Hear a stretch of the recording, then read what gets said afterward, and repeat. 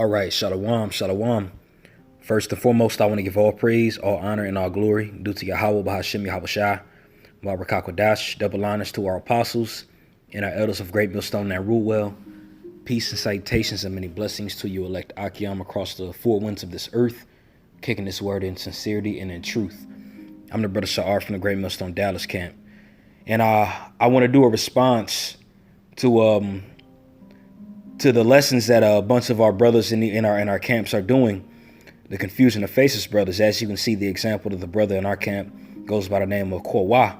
All right, and as you look at him, he might seem to look like an Edomite, but all actuality, he's an Israelite.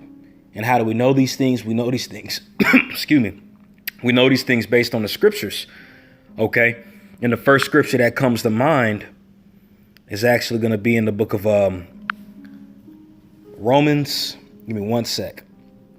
Romans, the 8th chapter. I'm going to start at about the 16th verse or the 17th verse. Let's see here. Oh, 16. This is Romans chapter. Let's see here. I'm going to start at verse 14, actually. It says, for as many as are led by the Spirit of the Most High are the sons of the Most High. Okay, so when you go into these things, when it comes to the brothers that look like the other nations, if they understand the doctrine and they believe, automatically that means that they are the son of the Most High, which means that they're a prince of the power, which goes by the name of Israel. Okay, everybody can't just receive this truth and understand this truth. And that was the thing the wicked scribes and Pharisees didn't understand before when it came to the circumcision and the uncircumcision. How you had Peter, who received the vision of the unclean beast coming down from heaven, which symbolically represented the Israelite foreigners that were coming back into the fold. And as Paul had went and preached to the foreigners in different parts of Greece and Rome, different parts of Europe, and you had the circumcision that didn't want to receive it, at the end of the day, they weren't led by the Spirit. And we understand that those individuals are back today. Okay, they didn't go nowhere. Just like the sons of God are back. All right, just like the elect are back. You have the wicked scribes and the Pharisees, the ancient ones, they're back as well. Okay, the same ones that said, crucify him, let his blood be upon us and our children. Just like the children of the sons of the prophets are back, the sons of the wicked of Israel are back as well. And you see how they come against the men of the Lord. They're coming against us. Especially they're trying to attack the brothers that look like the other nations. When ultimately, when you go into it, man, none of us look like 100% Israelites no more. Okay, now you have certain ones that look like more so the ancient Israelites when it comes to the darker hue, but none of us look like 100% ancient Israelites. Okay, because the curses had to come into effect. And you have guys that come against the brothers that talk about, oh, they look like an Edomite, oh, they look like this. You really don't understand the scriptures, because the scriptures talk about how we were going to be scattered throughout the four corners of the earth. All right. And then you had, and the brother Kadar had brought this example up, and it was beautiful when you read it. And I believe it's in 2 Kings, the 6th chapter, and went into Naaman. Matter of fact, I'll get it really quick, actually. The Spirit's telling me to get it. But then I want to go back. I want to go back to the page in YouTube. All right. That showed the brother Kawa. All right. And you have other brothers in these different camps that look like other nations as well, but they preaching the gospel. Okay, but this is the point that I want to tackle here in 2 Kings. I believe it's in the 6th chapter. Let me see here. Yeah, this is 2 Kings chapter 6, and I'm going to start at verse. Let me see. I want to find a good spot. Let's see here. Okay, so this is the book of 2 Kings chapter. I'm going to start at chapter 5, but I'm going to kind of bounce around a little bit. And it's actually in chapter 5. That's the Spirit. OK, because you had a man that went by the name of Naaman, who was a Syrian mighty man. OK, and he was a man that had leprosy. OK, so it says, now Naaman, captain of the host of the king of Syria, was a great man with his master, and honorable, because by him Yahweh hath given deliverance unto Syria. He was also a mighty man in valor, but he was a leper. And what is a leper? A leper is a man that doesn't have any pigment in his skin. Okay, a leper is an individual that looks like you can clearly tell he's a Jake or whatever. You can clearly tell he's supposed to have dark skin by his features, by his hair, by his spirit, by different things. But you looking at him and he's leper. You know, when you go into the scriptures, it says lepers white as snow. and it's really comparing it to a lighter skin color. Okay, and that's what Naaman had. Okay, and the Syrians had gone out by the companies and had brought away captive out of the land of Israel, and little maid, and she waited on Naaman's wife. Okay, now really quick, when you go into that, it clearly showed that Naaman was a leper, right? All right, so when you go into it, just an abridgment, he had went down to see the prophet Elisha, and Elisha gave him instructions on how to cleanse his leprosy. Okay, so when you go into it, it says, let me find a good spot. Let's see here. Give me one sec, Baba Kashaw. Yeah, here it goes right here. So this is 2 Kings chapter 5, verse 13. And his servants came near and spake unto him and said, My father, if the prophet had bid thee do some great thing, wouldest thou not have done it? How much rather then, when he said to thee, Wash and be clean? All right, so he was given the instructions from Elisha to go into the Jordan River and dip into it 7 times, and he will be cleansed of his leper. And Naaman pretty much got an attitude and asked, why the heck do I got to go in this dirty river? All right, why can't I go into any of these rivers over in Syria and do it? He got an attitude, but at the end of the day, he stormed off and did it still. All right, and it says, but Naaman was wroth and went away and said, Behold, I thought, he will surely come out of me and stand and call in the name of Yahweh his power and strike his hand over the place and recover the leper. Are not Abana and Pharpar rivers of Damascus better than the waters of Israel? May I not wash in them and be clean? So he turned and went away in his rage. Okay, so he's pretty much naming the Abana and Pharpar rivers over in Damascus and rathering to wash in those instead of the Jordan River, because in his mind, he said it was cleaner. Instead of hearing the instructions of the prophet, he got an attitude, but he still went on his way and did it. All right. And his servants came near and spake unto him and said, My father, if the prophet had bid thee to do some great thing, wouldst thou have done it? How much rather then, when he said to thee, Wash and be clean? And went he down and dipped himself 7 times in Jordan, according to the saying of the man of God. And his flesh came again like unto the flesh of a little child, and he was clean. Okay, so going into this, you have many examples of men that are naturally supposed to have a darker hue in their skin, right? But they have leprosy, which is ultimately a curse. And the scriptures go into that. Okay, you got these guys, whether they're agents or whether they're just dumbasses, that'll be quick to say, oh, the Israels are they're all supposed to be black. Get the fuck out of here, man. Within you saying that, you're completely going against the scriptures, which shows you don't believe in the scriptures anyway to make that statement. All right, because the scriptures clearly said, even in the book of Romans, the 8th chapter, in the 14th verse, it talks about if you are led by the Spirit of the Most High, you are a son of the Most High. All right, so it goes deeper than just skin color. It goes ultimately into your spirit. Now, of course, we use indications as so-called white and so-called black to separate who the nations are, who the nation of Israel, who the nation of Edom is. Reason being because throughout time, these words have been used, and that's the only word that people understand to correlate certain people. But we understand it goes deeper than that. And the scriptures talk about that, all right? So going back into the point, after he had did that, his flesh came back on him. Okay? So it says, and he returned to the man of God and all of his company and came and stood before him and said, Behold, now I know that there is no God in all the earth but in Israel. Now, therefore, I pray thee, take a blessing of thy servant. Now, what I'm going to do is I'm going to jump down to the main point. I just wanted to give a brief abridgment of who Naaman was and his condition and how it was cleansed. All right. And how he had leprosy. And he had wanted to give a blessing to Elisha, but Elisha didn't want to take that blessing. OK, so when you go into it, let's see, I'm going to start at a good point. This is 2 Kings chapter 5. I'm going to let's see here. I'm going to go to verse 19. And he said unto him, Go in peace. So he departed from him a little way.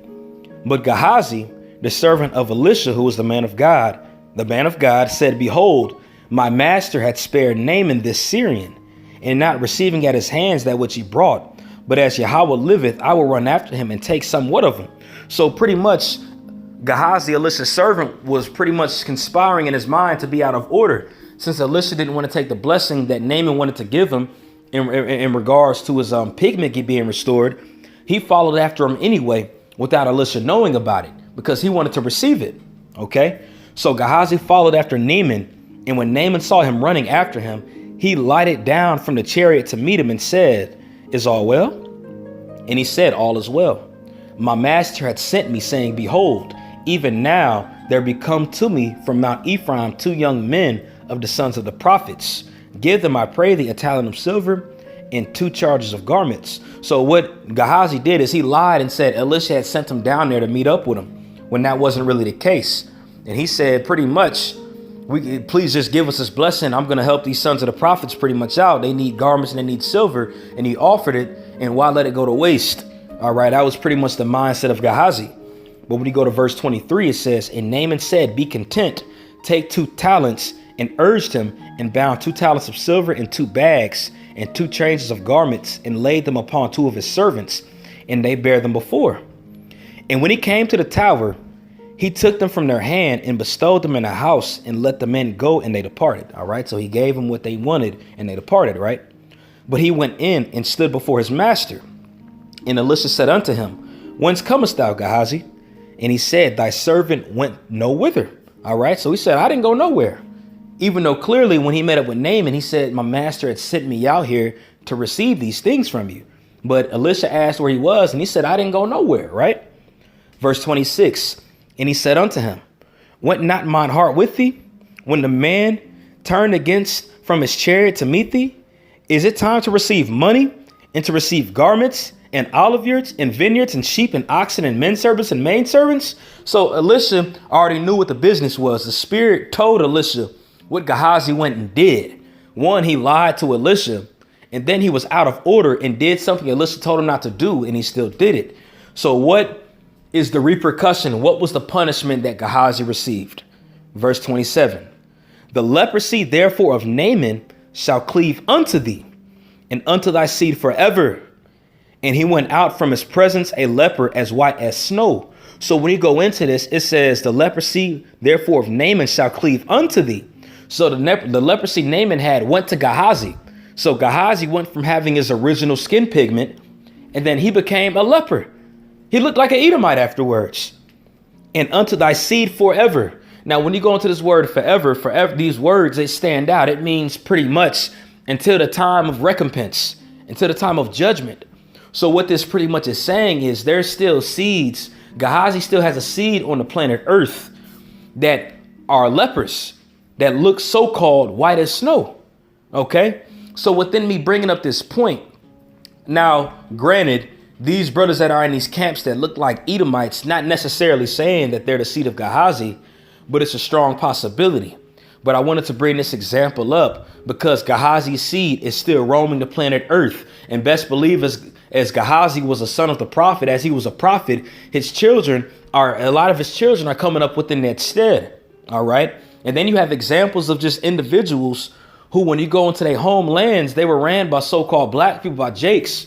But throughout a dispensation of time, the man had slept with a lighter toned woman. And that was an ongoing process to the point where the seed looks the way they does. And that's the process of captivity at the end of the day. All right. Even when you go into the sons of God in the whole, when you read it in Genesis, I believe the 5th or 6th chapter, it clearly talks about how the sons of God went into the daughters of men. All right. And they were men of renown. So this is an ongoing process that Israel has been going through a long period of time. And ultimately, we understand that prophecy had to be fulfilled and these things had to take place in order for the diaspora to be dispersed and in order for the remnant to return back. OK, it had to open up our spiritual eyes to clearly see it's not about the outward appearance, but it's about the inward man. So when you go back to Romans, the 8th chapter, it says, "For as many are led by the Spirit of God, they are the sons of God." OK, so you have certain children of Gehazi that are here right now that have that curse, just like their fathers did. And they're led by the Spirit. Now, does that negate the fact that they're Israelites? And you got to ask these questions to a lot of these guys, because a lot of these guys are black Israelites. Now, of course, I'm not talking about us, because we understand that we're not the black Hebrew Israelites, as these scoffers like to say. All right. But you got a lot of these guys that claim to be Israelites that's pro-black, black this, black that. When black just represents death, black is insignificant. And there's a lot of niggas that's out here that call themselves black and call themselves Israelites that are going to die. Look at the wicked scribes and Pharisees. They were so-called black Hebrew Israelites, and they couldn't understand the uncircumcision coming in. All right. They didn't want to understand that. And that energy is still on the planet Earth right now. They're still doing the same thing. Now you got all this stuff going on. Vocab Malone coming up to the camp, these scoffers talking mess, these Christians coming up against the truth. But the main thing you want to point out is the fact that there's guys that's in the camp that doesn't look like Shaft, that doesn't look like you.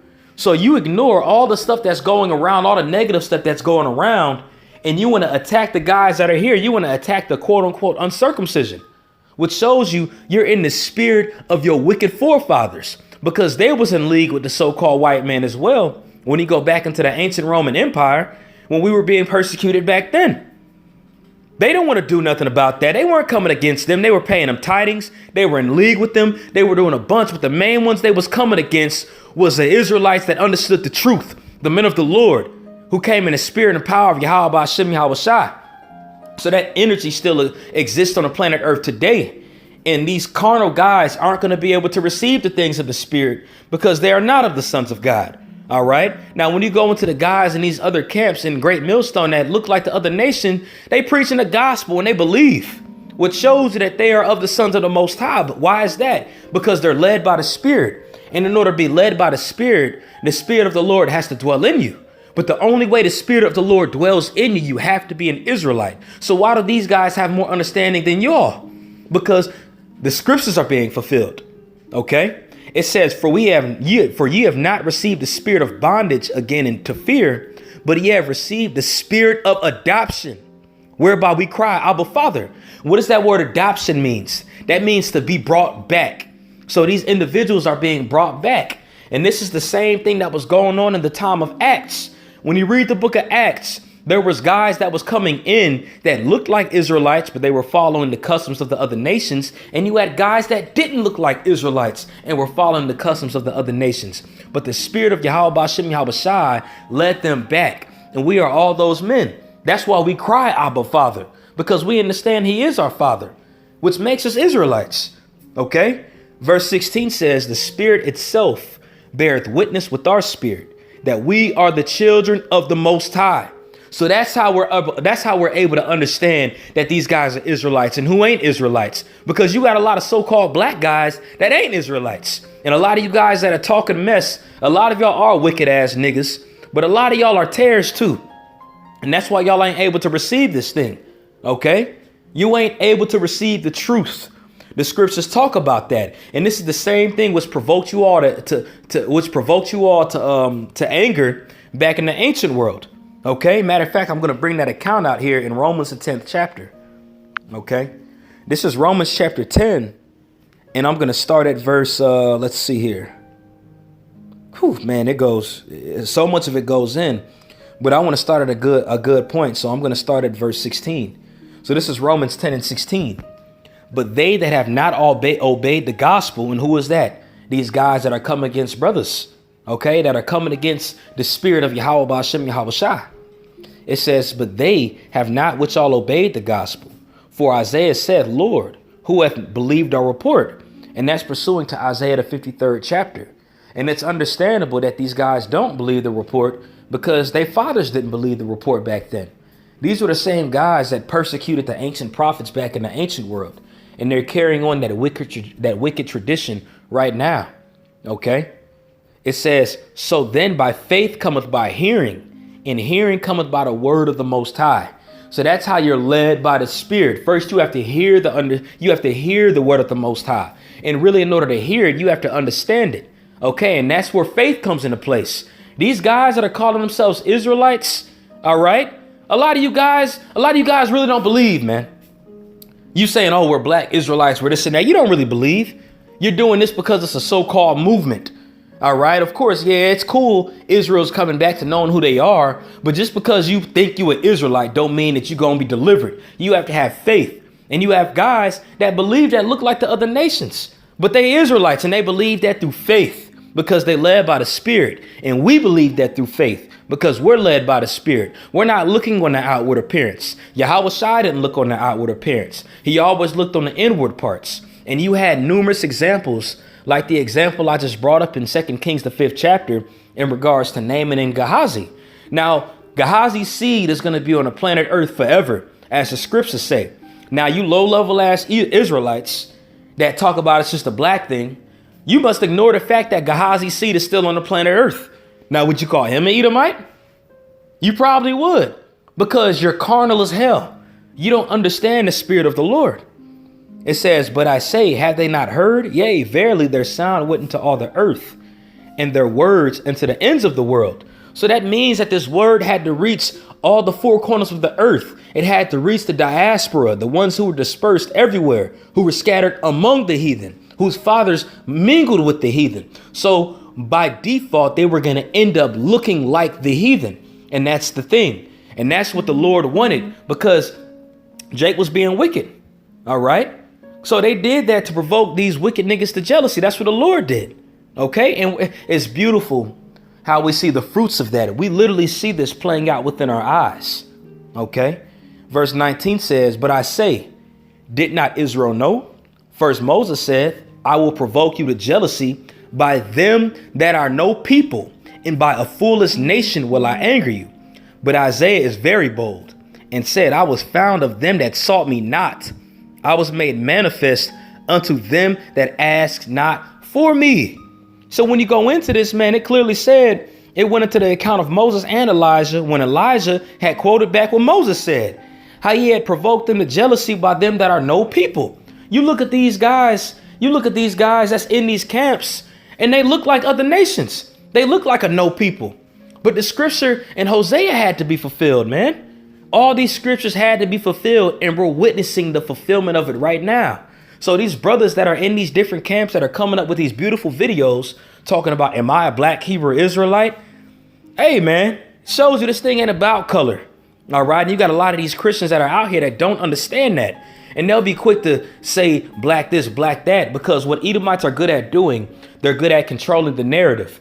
And they use certain trigger words like black, this, that, and the third to disrupt the audience from hearing the true message. OK, but if you actually have a sincere heart somewhat and really want to listen, you're going to just sit back and just say, fuck what these people are talking about. I want to hear what these guys really have to say.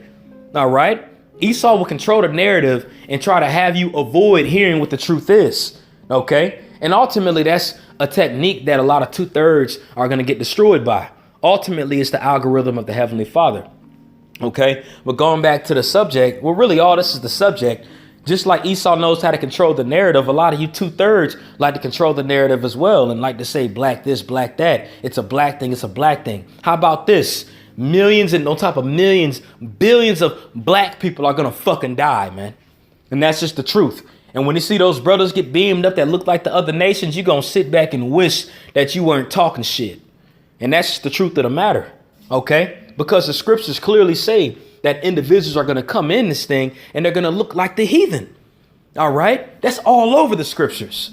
OK, you go into the account of Cornelius in Acts 10th chapter. Cornelius was an Israelite, but he was of the Italian band. OK, now, does that negate the fact that he was an Israelite? Timothy was a Greek. OK, but he was an Israelite. Paul was of course, Paul was an Israelite. And he knew he was an Israelite, but he was from Rome. You know, he was from Tarshish. OK, he had a Roman citizenship. And there's numerous of other examples of men that might have had Greek names or whatsoever names, but they were still Israelites, man, because they were led by the Spirit to understand. And they had to be brought back through adoption, like we're being brought back through adoption. And again, that means to be brought back. OK, so I got one more scripture I'm going to end this off on. And this is in the book of Jeremiah, chapter 12. And let's see here in verse 8. It says, my heritage is unto me as a lion in the forest. It crieth out against me, therefore have I hated it. Mine heritage is unto me as a speckled bird. The birds round about are against her. Come ye, assemble all the beasts of the field, come to devour. OK, so that speckled bird represents the foreigners that look like the other nations. They're called that speckled bird, man. All right. They don't have the same skin complexion as a normal Israelite. Hell, I don't have the same skin complexion as a normal Israelite. I'm not dark. I'm ready. I'm ready than a hoe. But you got these Israelites that'll come look at me and say, oh, yeah, he's an Israelite. You know, even though I know I am an Israelite, but I'm not as dark as John Shaft. And a lot of you guys that talk mess about the brothers that look like other nations, you don't even look like Israelites, man. You don't have the natural look of the Israelite. And the Elder Kazak went into this lesson yesterday. I didn't watch the lesson, but I read the title of it. I didn't watch it yet, but I read the title of it, and the title pretty much spoke for itself. None of us look like 100% Israelites no more. We've all been in captivity. Our fathers all mingled with different women. Okay? So none of us look like 100% of an Israelite, man. And that's the truth of it. It says, my heritage is unto me like a speckled bird, man. We're like a speckled bird. We're like spotted. Okay? We don't have the natural look no more. But the way that we're able to understand who we are, one is by faith, by hearing the word, but it's within us being led in the spirit to be able to hear this word. That's how we understand these things. So when you go back to this brother right here, it's the brother Kwawa, and it's a bunch of other brothers. The brother in London did a video. The brother from Great Waters did a lesson. And it's definitely encouraging to see brothers doing this. And hey, put it like this. If there's a bunch of you other brothers that are out there that look like the other nations, it will be beautiful to go into this as well, because that word is going to come out. And through the spirit, that's going to allow more brothers to wake up and believe that look like these other nations that are Israelites that believe this word, man. Because again, in Romans, the 10th chapter, it said faith cometh by hearing, and hearing cometh by the word of the Most High. Okay. And I just want to read this little comment. I don't even want to get this guy no shine or nothing. I ain't even going to say his name. But he says, yes, it is a black thing. White boy, you're not my brother, cracker. You'll never be my brother, ever. A black thing? When was the last good thing that came out of a black thing? What is a black thing exactly? What is a black thing? Okay? When you go into black, black represents death. Black represents void of light. We never called ourselves black people. When you go into the scriptures in Jeremiah 14:2, where it says, Israel mourn at the gates thereof language, they are black unto the ground. When you go into that word black, that word is quadar, which means dark skinned, or it means ashy. All right. And they were darker during that famine. OK. But, you know, we go to certain scriptures that go into them being black as an indicator. But when you go into the root word in the Hebrew, it doesn't say black. It talks about having a dark skin color. OK. So it's not a black thing. All right. It's a spiritual thing. Now we understand that the majority of the Israelites are going to have some type of melanin. OK. But there's Israelites that don't have as much melanin, because the scriptures had to be fulfilled and the diaspora had to be brought back. And that's the truth of the matter. But these low level bird brain Israelites don't understand this thing, because they're coming back in the stead of their wicked fathers, just like we're coming back in the stead of our righteous fathers, the prophets. All right. So I'm going to end it off on that. Lord willing, this was edifying. I want to give all praise, all honor, and all glory due to Yahweh, Bahashem, Yahweh Shai, Wahawah Kakwadash. Double honors to our apostles and our elders of Great Millstone that rule well. Peace and salutations and many blessings to you elect Akyam across the four winds of this earth, feeding the flock, kicking this word in sincerity and in truth. Shalom.